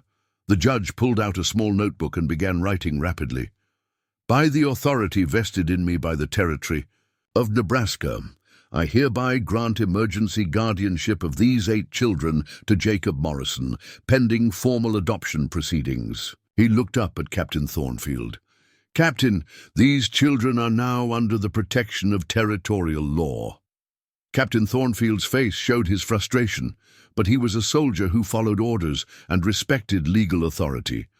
"Very well, Your Honor, but I'll need to file a report with my superiors." "You do that," Judge Caldwell said mildly, "and when you do, you can tell them that justice was served here today." As the soldiers mounted their horses and rode away, the crowd began to disperse. Some townspeople looked pleased with the outcome. Others seemed disappointed that they'd been denied their entertainment. Mrs. Whitmore departed with a face like a thundercloud, promising anyone who would listen that this wasn't over. Bull Morrison stood in the schoolyard. 8 children clustered around him like planets orbiting the sun, hardly able to believe what had just happened. They were a family. Now, legally, officially, and in every way that mattered, Miss Hartley approached with the official papers, her face glowing with satisfaction. "Welcome to Cedar Falls, Morrison family," she said warmly, and for the first time since he'd found them starving in that ravine, Bull allowed himself to believe that they might actually have a chance at the future they'd all been hoping for. Taki. Wagon ride back to the Broken Arrow Ranch felt different from their morning journey into town. The same autumn breeze rustled through the prairie grass, the same Nebraska sky stretched endless overhead. But everything had changed. The 8 children who had huddled together in fearful silence just hours earlier now chattered excitedly, their voices carrying the giddy relief of those who had faced their greatest fear and emerged victorious. Bull Morrison gripped the reins, with hands that had finally stopped trembling. The legal papers tucked safely in his coat pocket felt more precious than any deed or contract he'd ever signed. Those documents didn't just establish guardianship, they transformed 8 homeless refugees into legitimate members of society, children with rights, futures, and legal protection under territorial law. Samuel Running Wolf sat beside Bull on the wagon seat, the book Miss Hartley had given him pressed against his chest like a treasure. "Papa Bull," he said, testing the words that little Joseph had spoken so naturally, "are we really safe now? Forever?" Bull considered the question carefully. He had learned that promises to children should never be made lightly. "Safe as I can make you, son. The law's on our side now, and that means something in this territory." Rebecca Crowfeather, who had carried the weight of protecting her siblings for so long, finally allowed her rigid shoulders to relax. "I can't believe Miss Hartley posted the bond for us. $1,000. She shook her head in amazement. "That's more money than most people see in a lifetime." "Good people do extraordinary things when they see something worth fighting for," Bull replied. Miss Hartley saw something in all of you worth investing in. The twins, Mary and Martha Spotted Hawk, had discovered a collection of smooth stones in the wagon bed and were creating intricate patterns with them, their quick minds already turning to the arithmetic lessons they'd heard about. Their whispered calculations, adding, subtracting, dividing the stones into equal groups, showed how hungry they were for the formal education that had been promised. Thomas Gray Eagle, still, pale but growing stronger each day, pointed toward a hawk circling overhead. In our old stories, hawks were messengers between the earth and sky. Maybe this one is carrying news of our victory back to our ancestors. Daniel Ironcloud, the 7-year-old who had been fascinated by Bull's carved animals, was working with his small knife on a piece of wood, trying to recreate the techniques Bull had shown him. His tongue stuck out in concentration as he attempted to shape the wood into something recognizable. "What are you making?" Annie Braveheart asked, peering over his shoulder. "A family," Daniel replied seriously. 8 small figures and 1 big one, all standing together. Little Joseph Two Bears had fallen asleep against a grain sack, his small hand clutching the wooden horse Bull had given him. Even in sleep he wore a smile that spoke of dreams filled with safety and plenty. As they crested the hill that overlooked the ranch, Bull felt a surge of pride he hadn't experienced in years. The Broken Arrow Ranch spread before them like a promise kept, buildings that needed repair but offered shelter, land that was drought-stricken but still fertile, a home that had been empty but was now full of purpose. "Look," Rebecca said softly, pointing toward the ranch house. "It's beautiful." Bull followed her gaze and saw what she meant. The afternoon sun painted the weathered wood in golden tones, and smoke rising from the chimney suggested warmth and welcome. For the first time in months, the ranch looked like a home instead of a burden. That evening, as they gathered around the dinner table for what was now officially their first meal as a legal family, Bull opened a bottle of elderberry, wine he'd been saving for a special occasion. Even the children were allowed small sips, and their faces puckered with surprise at the tart sweetness. "To the Morrison family," Bull said, raising his glass. "All 10 of us." "All 10?" Rebecca asked, confused. "There are only 9 of us." Bull's weathered face crinkled into a rare smile. "I'm counting Miss Hartley. Anyone who'd risk $1,000 to keep this family together is family in my book." The next few days brought a stream of visitors to the ranch, as word of the legal victory spread throughout the territory. Some came out of curiosity, others to offer support, and a few to voice continued opposition to the arrangement. Old Pete Garrison, Bull's neighbor, arrived on the 3rd day with a wagon full of supplies, clothes that had belonged to his own children, tools, books, and a side of beef that would feed the family for weeks. "Heard you got yourself some help around here," Pete said gruffly, trying to hide his emotions behind practical concern. "Growing children eat a lot. Figured you could use some provisions." But it was Dr. William Hendrick's visit that proved most significant. The elderly physician had served the territory for 30 years, and his medical opinion carried weight with territorial authorities. He came ostensibly to check on Thomas's recovery from pneumonia, but his real purpose became clear when he spent hours examining each child and documenting their excellent health and obvious happiness. "I'll be filing a report with the territorial capital," Dr. Hendricks informed Bull as he packed his medical bag. "Anyone who questions whether these children are being properly cared for will have to answer to me." The children adapted to ranch life with remarkable speed. Samuel threw himself into learning both reading and woodworking with equal passion, staying up late by lamplight to practice letters and spending every spare moment in Bull's workshop. His first successful project was a set of wooden bowls for the family, each one carved with the initials of its intended user. The twins discovered that their mathematical minds were perfectly suited to ranch management. They began keeping detailed records of expenses, cattle counts, and feed consumption, organizing Bull's scattered paperwork with the efficiency of trained bookkeepers. Rebecca took charge of the household with natural authority, but unlike her, desperate leadership during their flight from the soldiers, this was the comfortable responsibility of an eldest daughter in a stable home. She taught the younger children basic domestic skills while learning advanced cooking techniques from a cookbook Miss Hartley had provided. Thomas became the ranch's unofficial storyteller, entertaining the family each evening with tales from Lakota tradition mixed with stories from the books he devoured with increasing skill. His favorites were adventure stories, tales of brave heroes overcoming impossible odds that reminded everyone of their own recent triumph. Daniel's wood carving skills improved rapidly under Bull's tutelage. His small hands proved remarkably adept at detailed work, and soon he was creating intricate figures that captured not just the appearance, but the spirit of the animals and people around him.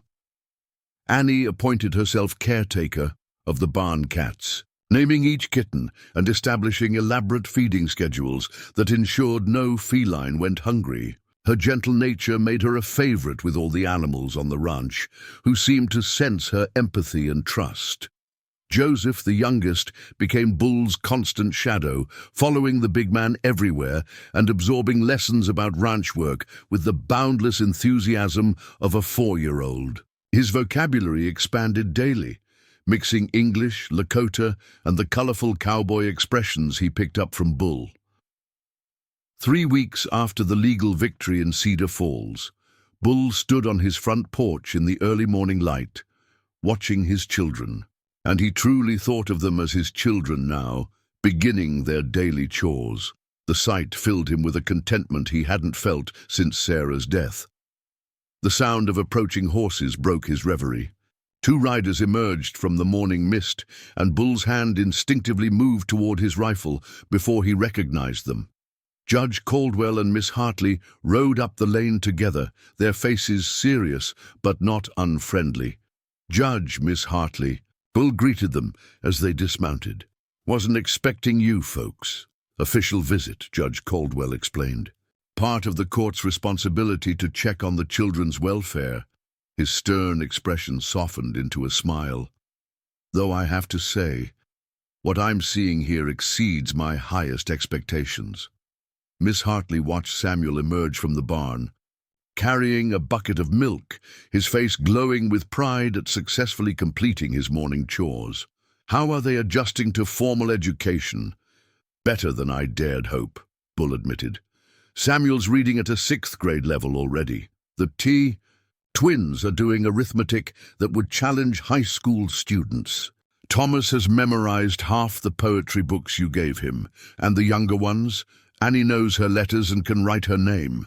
Daniel's learning basic arithmetic through his carving. Measuring wood teaches fractions better than any textbook. Even little Joseph can count to 50 and knows his colors." Judge Caldwell nodded approvingly. "The territorial governor has been receiving reports about this case. There's talk of using it as a model for other adoption situations." The conversation was interrupted by the sound of children's laughter from behind the house. The 3 adults walked around to the backyard, where they found all 8 children engaged in an elaborate game that seemed to combine elements of tag, hide-and-seek, and military strategy. Their joy was infectious, their bonds obvious.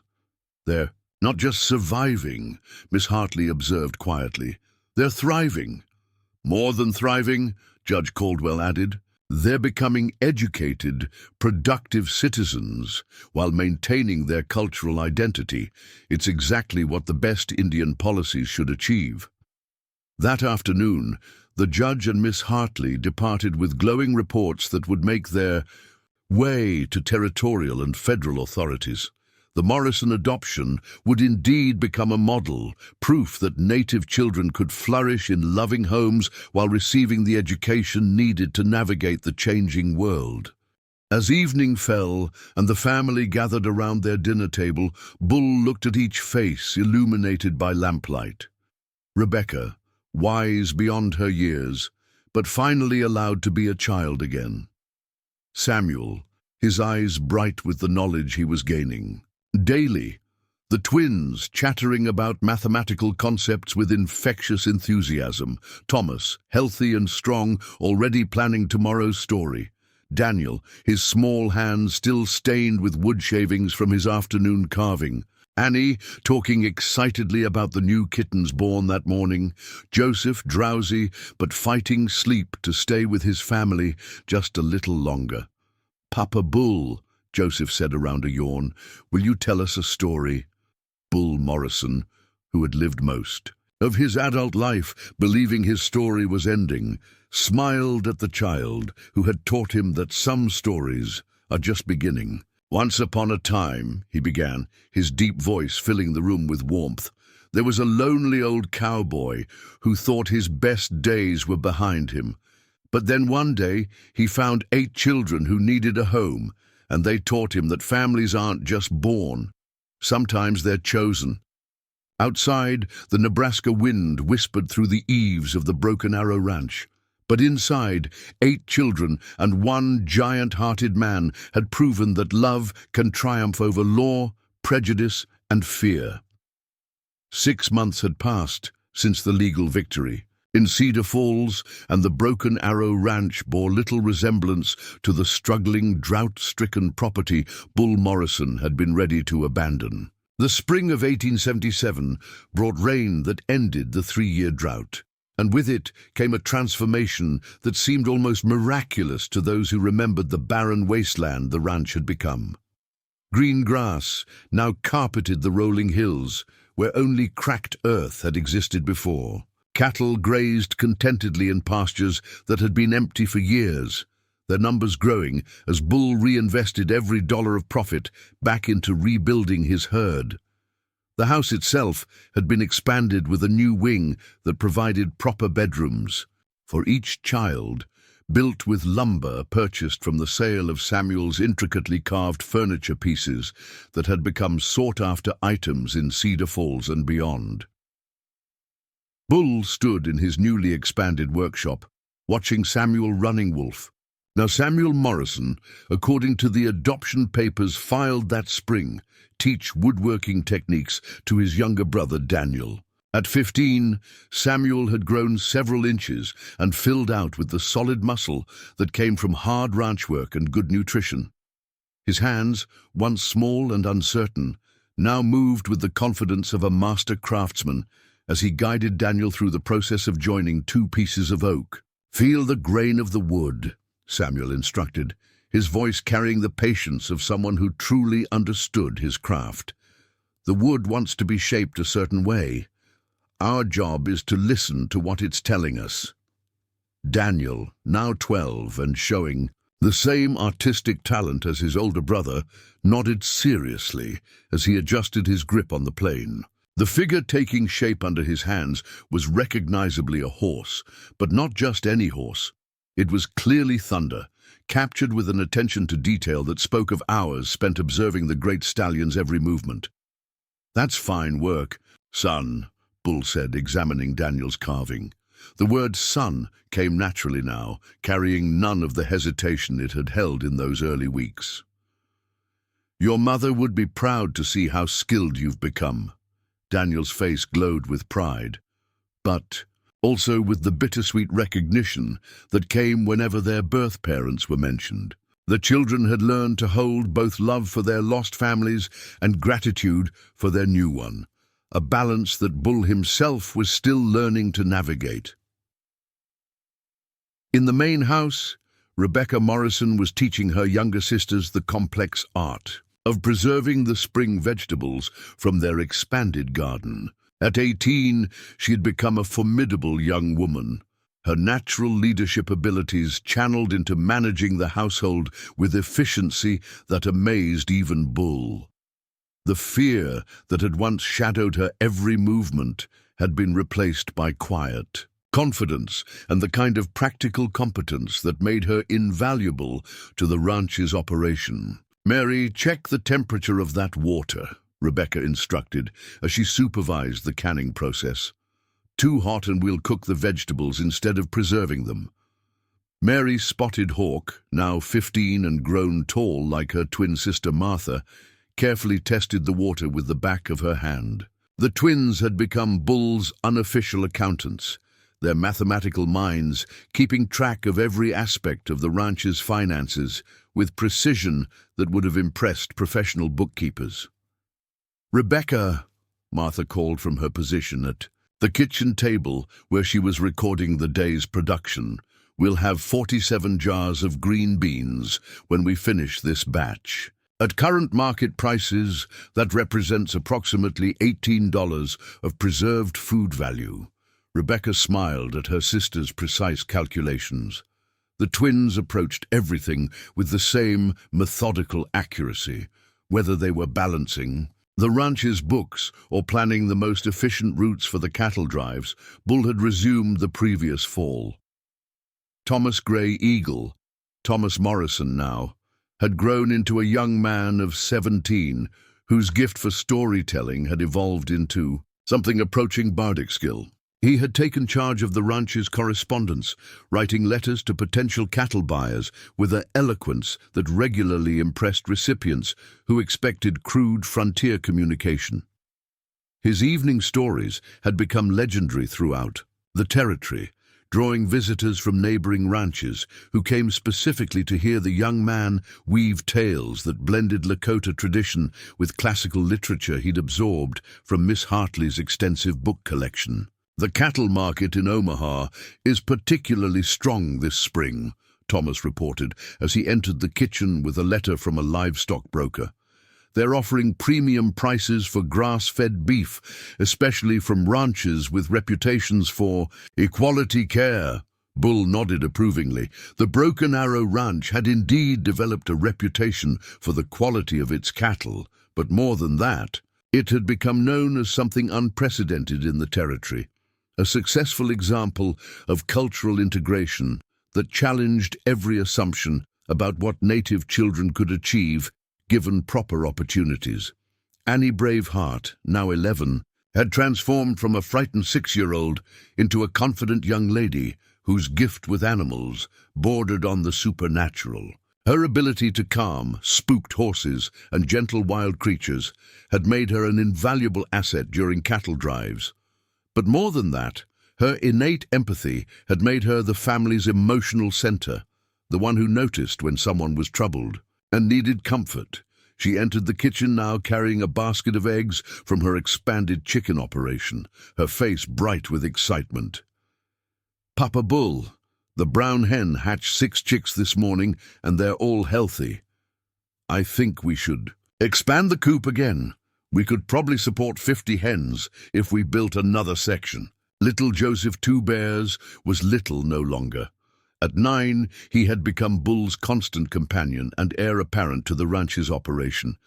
His childhood fascination with ranch work had developed into genuine skill and understanding that impressed everyone who worked with him. Despite his young age, he could read cattle signs, predict weather patterns, and handle horses with the natural ability that couldn't be taught. "The north pasture needs rotating," Joseph reported as he hung up his hat and coat. "The grass is getting overgrazed near the creek, but the far end could support the herd for another 2 weeks. Bull marveled at the 9-year-old's grasp of range, management principles that many adult ranchers never mastered. Joseph's mind absorbed every lesson about land stewardship and animal husbandry, and his small size allowed him to get close to the cattle in ways that revealed their individual personalities and needs. That evening, as had become their custom, the Morrison family gathered in the expanded living room for their daily discussion of ranch business and family matters. It was a practice that had evolved naturally from those early meals when survival had been the only topic of conversation. Bull looked around the room at the 8 young people who had transformed his life so completely. Each had found their unique place in the family structure while maintaining the bonds that had sustained them through their darkest hours. "I received a letter from Judge Caldwell today," Bull announced, pulling the official correspondence from his coat pocket. "The territorial legislature is considering a bill that would make it easier for families like ours to formalize adoptions across cultural lines." Rebecca looked up from her knitting with interest. "What would that mean for other children?" "It would mean that what we've built here could be replicated," Bull explained. "Other children who find themselves orphaned or displaced could have the same opportunities you've had." Samuel set down the book he'd been reading, a technical manual about advanced joinery techniques that Miss Hartley had ordered specially from Chicago. "We could help, couldn't we? Share what we've learned about making families work." The idea energized the entire room. Thomas began outlining how their story could be documented and shared. The twins started calculating the logistics of supporting larger families on ranch properties. Annie suggested that other children might benefit from animal therapy programs like the one she'd unconsciously developed. "There's something else," Bull said, his voice carrying a weight that drew everyone's attention. "I've been in correspondence with my son Marcus in Chicago." The room fell silent. Bull's estranged son had been mentioned rarely over the past months, and his absence had been a source of quiet pain that the family had learned to navigate around. "He's been reading about our situation in the newspapers," Bull continued. "Apparently our story has reached beyond the territory. He wants to come home." The announcement sparked a mixture of excitement and apprehension. Marcus Morrison had been absent from the ranch for over 3 years, and his return would necessarily change the family dynamics that had developed in his absence. "When?" Rebecca asked, her practical mind already calculating the implications. "Next month," Bull replied. "He's finishing up some business affairs in Chicago, then he'll be taking the train to Omaha and riding out here." Joseph, who had never known Bull's biological son, spoke up with the directness that characterized his personality. "Will he like us? Will he think we belong here?" It was the question they were all thinking, Bull realized. Marcus had left the ranch as a young man, seeking distance from the land that had claimed his mother's life. His return as an adult to find his father surrounded by 8 adopted native children would require adjustments that none of them could fully anticipate. "Marcus will have to make his own peace with the changes," Bull said carefully. "But this is your home now, legally and in every other way that matters. Nobody can change that." The conversation continued late into the evening, ranging over topics from ranch expansion plans to educational opportunities for the younger children, to the growing possibility that their success story might influence territorial policy regarding native adoption and integration.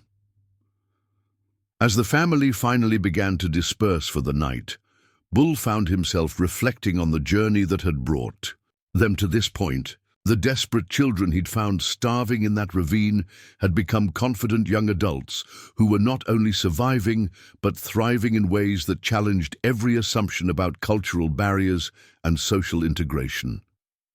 Standing on his front porch under a canopy of stars that stretched across the Nebraska sky, Bull Morrison felt the deep satisfaction that comes from a life lived with purpose. The Broken Arrow Ranch was no longer just a cattle operation.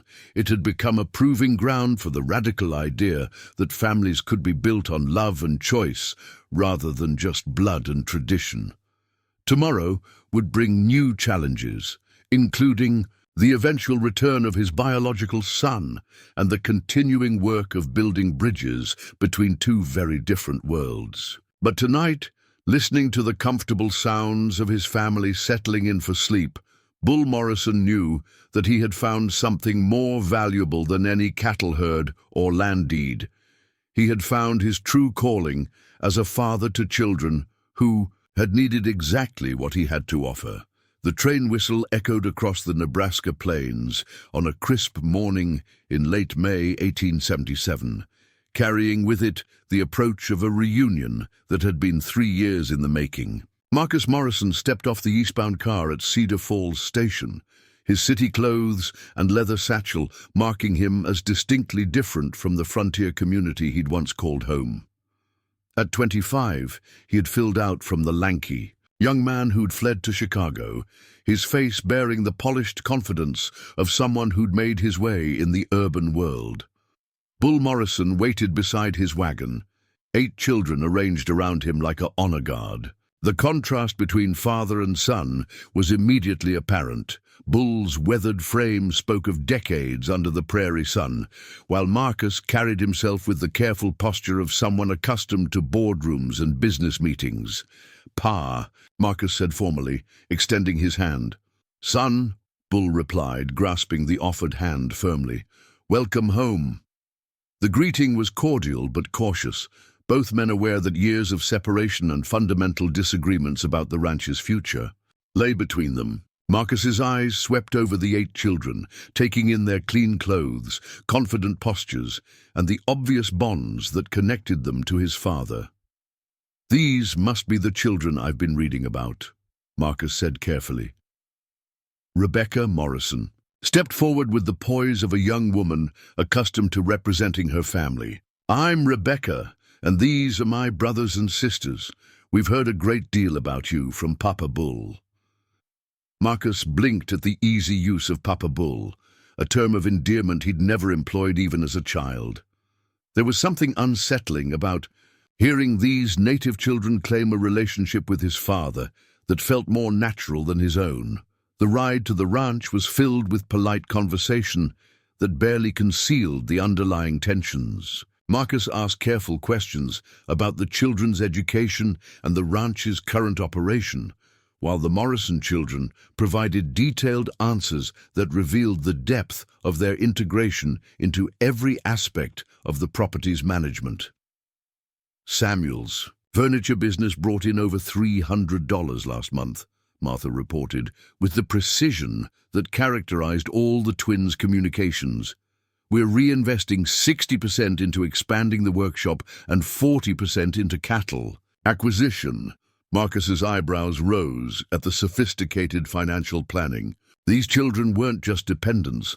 They were active contributors to the ranch's economic success in ways that challenged his assumptions about both their capabilities and his father's business acumen. When they reached the Broken Arrow ranch, Marcus found himself staring at a property that bore little resemblance to the struggling operation he'd abandoned. New buildings, expanded corrals, and herds of healthy cattle spoke of prosperity that seemed almost impossible given the drought conditions he remembered. "How?" he asked simply. Bull's weathered face creased into a smile. "Turns out, 8 extra. Pairs of hands and 8 sharp minds can accomplish quite a bit when they're properly motivated." That evening, as the family gathered for dinner in the expanded dining room, Marcus observed the intricate social dynamics that had evolved in his absence. Each child had a clearly defined role, but more than that, they functioned as a cohesive unit that supported and challenged each other in ways that spoke of deep emotional bonds. Thomas Morrison had prepared a special meal to welcome the prodigal son, his culinary skills having evolved far beyond basic frontier cooking. The conversation flowed naturally between ranch business, territorial politics, and literary discussions that revealed the breadth of education the children had received. "We received another letter from Senator Paddock's office," Thomas reported, as he served a perfectly prepared roast. "They're planning to visit next month to observe our integration model for potential federal legislation." Marcus nearly choked on his wine. "Federal legislation?" "Our success has attracted attention in Washington," Bull explained. "Politicians are looking for alternatives to the reservation system, and what we've built here represents a different approach to native assimilation." "Assimilation?" Rebecca's voice carried a sharp edge. "Is that what we're calling it?" Bull held up a hand to forestall the debate he'd seen brewing for months. What we've built isn't assimilation or integration, it's something new. You've learned to succeed in the white world without abandoning who you are. Samuel nodded thoughtfully.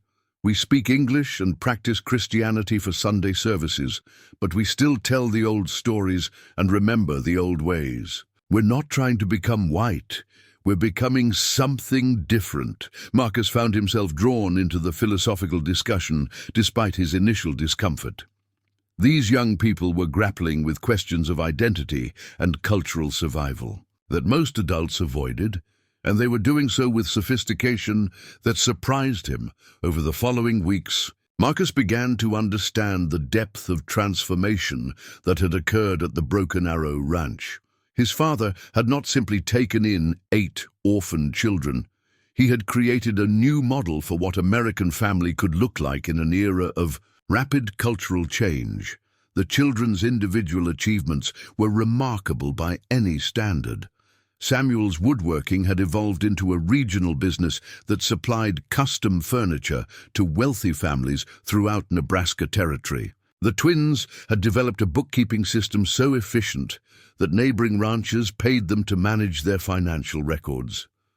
Thomas's correspondence with cattle buyers had resulted in premium prices that reflected the ranch's reputation for quality. But beyond individual success, Marcus began to recognize something more profound. These children had saved his father's life in ways that went beyond simple companionship. Bull Morrison had been a broken man when Marcus left for Chicago, consumed by grief over his wife's death and facing financial ruin from the drought. The arrival of 8 children who needed him had given him purpose and restored his sense of hope. "You're angry about something," Annie observed one afternoon as she found Marcus sitting alone on the front porch, staring out at the cattle grazing. In green pastures, Marcus looked down at the 11-year-old girl whose directness reminded him uncomfortably of his father. "Why would I be angry?" "Because they love him," Annie said simply, "and he loves them back, and you're wondering where that leaves you." The child's insight was devastating in its accuracy. Marcus had returned to Nebraska expecting to find his father managing 8 charity cases while slowly losing the ranch to creditors. Instead, he discovered a thriving operation run by a man who seemed more vital and engaged than he'd been in years. "It's not that simple," Marcus said defensively, "isn't it?" Annie settled beside him on the porch steps, her small hands folding in her lap with unconscious dignity. "Love isn't a pie that gets smaller when you share it. There's always room for more." That evening, Marcus found himself in his father's study, surrounded by account books that told the story of the ranch's remarkable recovery. Bull entered with 2 glasses of whiskey, settling into his chair with the careful movements of a man whose joints remembered decades of hard work. "You're leaving," Bull said without preamble. Marcus looked up in surprise. "How did you know?" "Same look you had when you left before. That restless energy that says this place isn't big enough for your dreams." "It's not about the place," Marcus said carefully. "It's about this." He gestured toward the sounds of the children's evening activities filtering through the walls. "You've built something remarkable here, Pa, but it's not something I understand or fit into." Bull nodded slowly. "When your mother died, I thought I was done with family. Thought I'd had my chance at being a father, and failed somehow, since you couldn't wait to get away from everything I'd built." "Pa, let me finish." Bull's voice carried the authority that had commanded respect throughout the territory. "Those children didn't just save themselves when they stumbled into my life. They saved me, gave me a second chance at being the kind of father I always wanted to be." Marcus felt the familiar resentment rising. "So I wasn't enough? The son you actually raised wasn't good enough?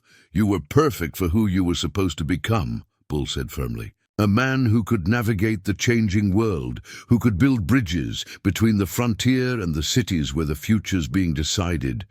But you were never meant to be a rancher, Marcus. We both knew that. The honesty in his father's voice cut through years of accumulated grievance. Marcus had always felt like a disappointment because he couldn't love the land the way Bull did, couldn't find satisfaction in the endless cycle of cattle and weather and seasonal rhythms. What are you saying? I'm saying maybe there's room in this family for different kinds of success. Bull leaned forward, his weathered hands clasped between his knees. Those children have made this ranch profitable in ways I never imagined. But they're also going to need advocates in the outside world, people who understand both their heritage and the opportunities that exist beyond these hills. Marcus felt something shift in his understanding of his place in the family structure. You want me to represent them politically? I want you to be their brother, Bull said simply. Not their caretaker or their guardian, but their advocate. In the wider world where decisions get made that affect people like them. The conversation continued late into the night, ranging over topics from federal Indian policy to the territorial statehood movement to the economic opportunities that might emerge from successful cultural integration. By dawn, Marcus had begun to see a role for himself that honored both his urban sophistication and his family connections. 3 days later, Senator Algernon Paddock arrived at the Broken Arrow Ranch with a delegation of federal officials and territorial legislators. The visit had been planned as a brief inspection of an unusual adoption case, but it evolved into something approaching a summit on the future of Native American policy. The children presented themselves with confidence that impressed even skeptical officials. Samuel demonstrated his woodworking techniques while explaining how traditional Lakota artistic principles enhanced rather than conflicted with commercial craftsmanship. The twins presented financial analyses that proved the economic viability of integration programs. Thomas delivered a speech about cultural preservation that moved several officials to tears, but it was 9-year-old Joseph Morrison who delivered the most powerful moment of the visit. When asked by a federal official what he wanted to be when he grew up, Joseph thought carefully before answering. I want to be a rancher like Papa Bull, he said clearly, but I also want to help other children like us find families who will love them, because every child deserves to belong somewhere. The simple statement encapsulated everything the Morrison family had achieved. The successful blending of practical skills with humanitarian values, the preservation of cultural identity within American society, and the demonstration that family bonds could transcend racial and cultural boundaries. As the delegation departed with promises to study the Morrison model for potential legislative applications, Marcus found himself committed to a future he hadn't anticipated. He would return to Chicago, but not as an exile from his father's world. Instead, he would serve as the family's representative in the corridors of power, where policies affecting thousands of Native children would be decided. The Broken Arrow Ranch had become more than a successful cattle operation. It had become a beacon of possibility in an era when most Americans believed that cultural differences were insurmountable barriers to national unity. 25 years later, 1902, the autumn sun cast long shadows across the sprawling grounds of what had once been simply the Broken Arrow Ranch, but was now known throughout the American West as the Morrison Educational Institute. Governor Samuel Morrison stood on the steps of the main administration building, his weathered hands adjusting the ceremonial ribbon that would soon be cut to officially dedicate the newest dormitory hall.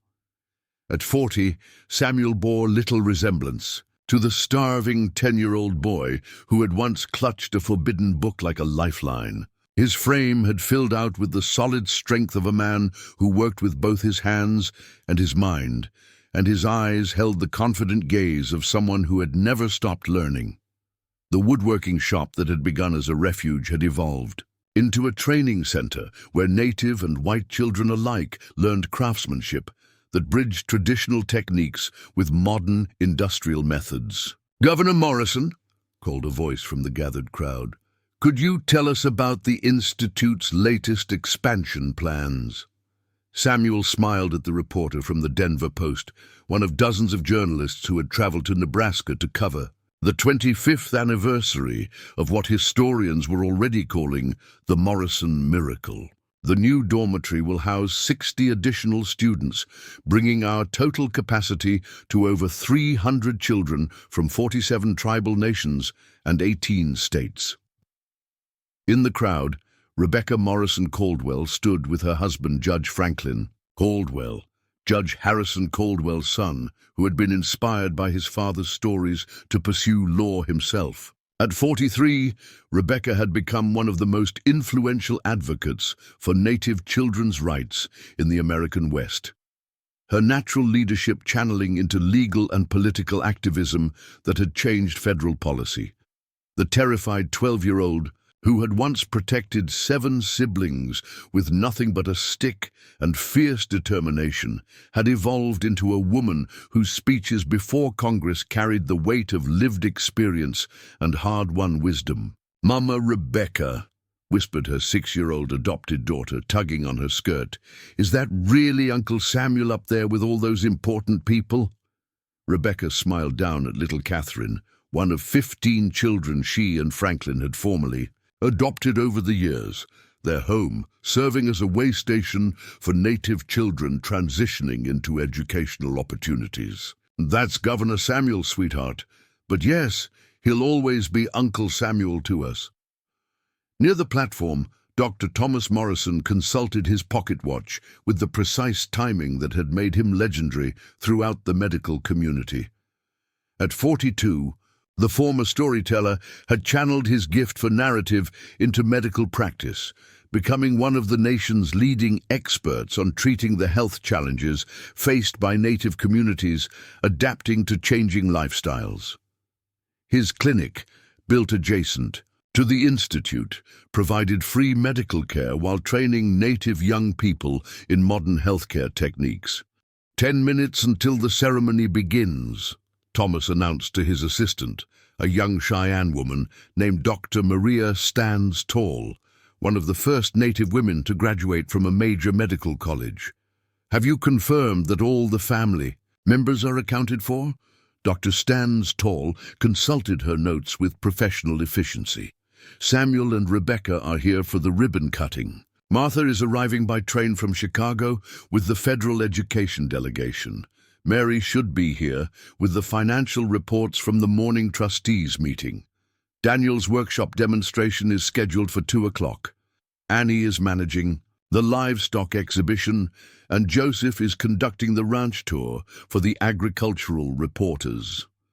The precision of the scheduling reflected decades of experience in managing events that drew national attention. The Morrison Educational Institute had become a pilgrimage destination for educators, politicians, and social reformers seeking proof that cultural integration could succeed on a massive scale.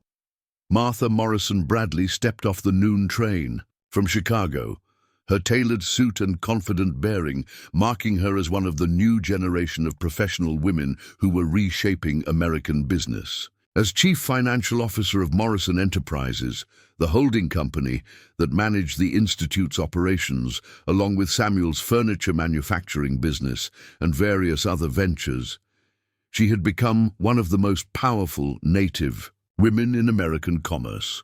Her twin sister, Mary Morrison Hayes, arrived simultaneously from the trustees' meeting.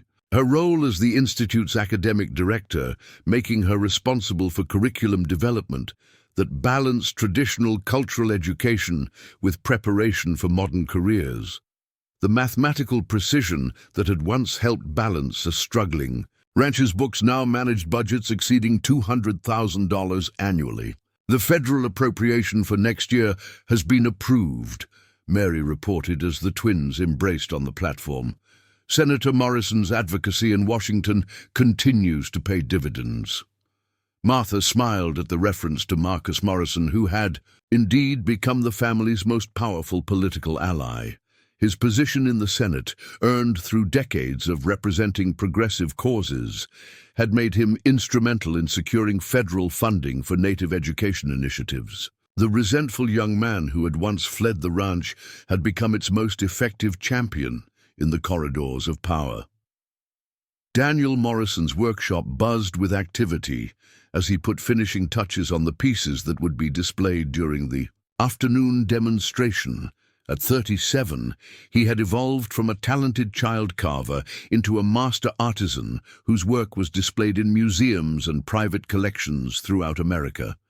His artistic vision bridged traditional native designs with contemporary artistic movements, creating pieces that spoke to universal human experiences while honoring specific cultural traditions. "Father, the reporters want to know about your latest commission," said his oldest son, 16-year-old Robert Morrison, who was already showing signs of inheriting his father's artistic gifts.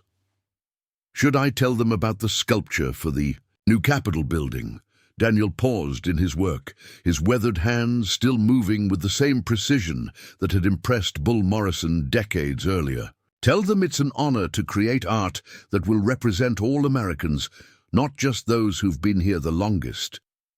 The answer reflected the diplomatic skills that had made Daniel one of the Institute's most effective ambassadors to the broader American public. His art had become a bridge between cultures, proving that native artistic traditions could enrich rather than threaten American cultural development. In the converted barn that now served as the Institute's agricultural center, Dr. Annie Morrison Fletcher supervised the livestock exhibition with the same intuitive understanding of animal behavior that had characterized her childhood. At 36, she had become a pioneering veterinarian whose innovations in animal husbandry had revolutionized ranching practices throughout the West. Her marriage to Dr. James Fletcher, a white veterinarian who had been drawn to the Institute by her groundbreaking work, had produced 5 children who represented the next generation of cultural integration. Mrs. Morrison Fletcher, called a reporter from the Agricultural Journal, "Could you explain how traditional native animal management techniques have improved modern ranching efficiency?"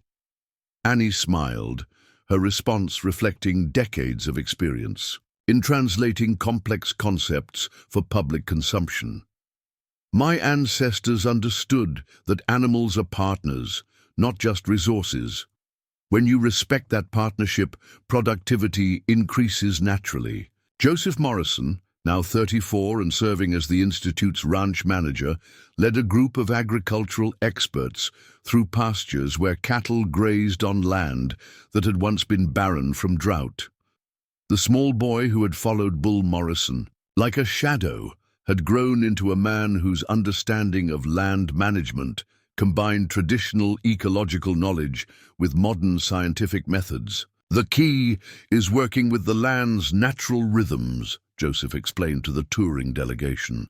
"My father taught me that good ranching isn't about conquering the environment, it's about becoming part of it." The reference to Bull Morrison drew nods of recognition from visitors who knew the legendary figure's story. At 77, Bull had finally begun to slow down, though he still insisted on participating in major ranch decisions. His transformation from a lonely widower to the patriarch of a family that now numbered over 50 direct descendants and adoptees had become the stuff of frontier legend. As the afternoon ceremony concluded with the official dedication of the new dormitory, the Morrison family gathered on the ranch house porch where their story had truly begun. Bull Morrison sat in his favorite chair, surrounded by children, grandchildren, and the extended family network that had grown from 8 starving refugees into a community that influenced national policy. "Papa Bull," asked little Catherine, climbing onto his lap with the fearless affection that characterized the youngest generation, "tell us the story about how our family started." Bull's weathered face creased into the same gentle smile that had first reassured 8 terrified children decades earlier. "Well now, sweetheart, it started with 8 words that changed everything. We're starving, sir. Please don't leave us. Here to die." As the sun set over the Nebraska plains, painting the sky in shades of gold and crimson that seemed to celebrate the day's achievements, Bull Morrison began the story that never grew old in the telling. Around him, 3 generations of Morrison family members listened with the same rapt attention they'd shown as children, because some stories become more powerful with repetition rather than less. The tale he told was more than just a family history.